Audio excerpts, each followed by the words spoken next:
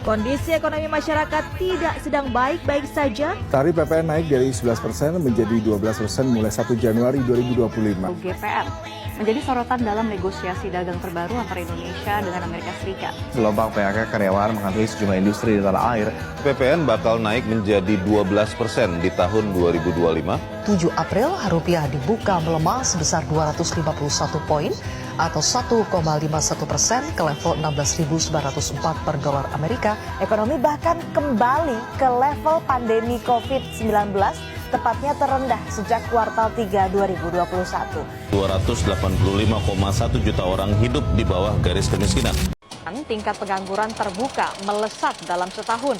Sebelum pandemi, saudara, pada bulan Februari 2020, tingkat pengangguran terbuka masih di angka 4,94%.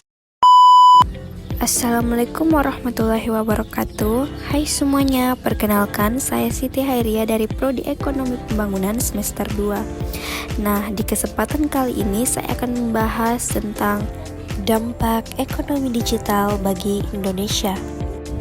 Untuk memenuhi tugas perkuliahan pengantar ekonomi makro oleh Bapak Jafriansyah, dan saya mendapatkan referensi dari buku tersebut.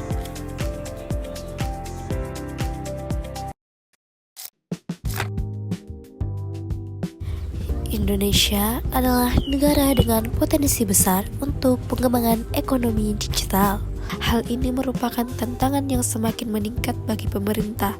Dampak yang terjadi adalah perubahan sosial yang semakin kompleks.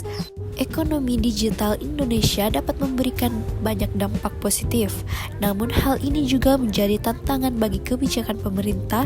Namun, di sisi lain, mengembangkan ekonomi digital menjadi salah satu strategi utama transformasi ekonomi Indonesia yang bertujuan untuk mempercepat pemulihan ekonomi pasca pandemi COVID-19.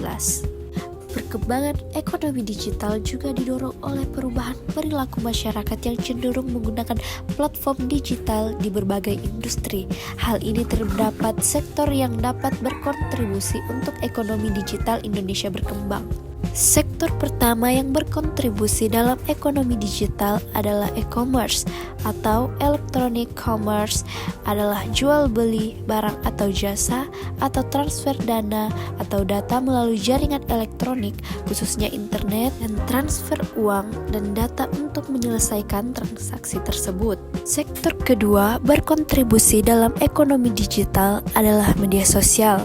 Media sosial adalah surga berbisnis informasi untuk berita, fakta, hiburan, dan pengetahuan. Media yang diterbitkan secara online, misalnya majalah online, pemasaran, situs berita, dan lain-lain. Dan sektor yang ketiga adalah vintage. Vintage lebih berpusat pada perusahaan yang melakukan inovasi di bidang jasa keuangan dengan sentuhan teknologi modern. Vintage berfokus pada perusahaan yang menggunakan teknologi terkini untuk berinovasi di bidang jasa keuangan.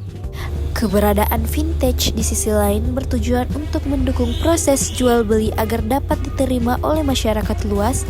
Kehadiran vintage berdampak pada gaya hidup dunia bisnis. Manfaat vintage yang diminati kebanyakan orang adalah suku bunga pinjaman yang lebih rendah. Industri keuangan digital atau financial technology vintage berpotensi menjadi sektor kunci ekonomi digital Indonesia.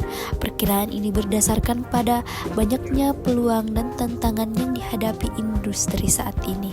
Internet juga merubah cara kita bepergian, yang dipengaruhi oleh tersedianya serangkaian aktivitas yang membantu kita merencanakan perjalanan, mulai dari situs untuk mencari harga penerbangan terbaik, pemesanan hotel dan menyewa mobil, membaca ulasan tempat dan layanan, atau tools untuk berbagai pengalaman selama liburan, termasuk memberikan umpan balik kepada stakeholder yang terlibat dalam perjalanan wisata kita. Nah, dari sini kita bisa melihat dunia digital mendorong lahirnya industri baru untuk ekonomi digital Indonesia. Hal ini disebabkan perkembangan teknologi teknologi yang berkembang dengan pesat secara cepat. Bidang industri yang berkembang sejalan dengan perkembangan teknologi yang mempengaruhi dan membawa perekonomian secara positif serta membuat masyarakat memasuki era ekonomi digital. Demikian yang bisa saya sampaikan. Wassalamualaikum warahmatullahi wabarakatuh.